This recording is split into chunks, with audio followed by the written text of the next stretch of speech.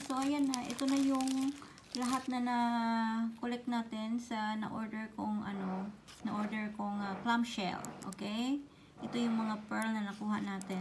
So guys, tawag dito, totoo naman siya, pero ano lang siya eh, cultivated pearl. So ayan. So guys, tinis na natin ito sa init, so hindi po siya natutunaw or nasisira yung kulay. Yan, may powder pa siya. Pero for cleaning pa po to guys eh. Hindi ko alam kung manonood pa ako ng mga tips kung paano siya linisan. So yan. Ito yung nakuha natin. 8 years old clams. Yan. Tapos ito yung mga nakadikit sa shell niya. So pearl din to. Diba? Ganda.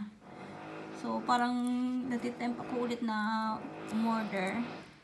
Kaso, ito guys, mga piraso-piraso. Kasi hindi ako marunong kung paano siya kunin. Tanggalin sa shell kasi nakadikit nga siya. So, yan nga, may na ano. Ito lang yata yung perfect na, hindi naman siya perfect, pero yan. Nakalabas na yung pinaka-ano niya. Diba? So, yan guys. Okay. Ay, para siyang ano. Yan.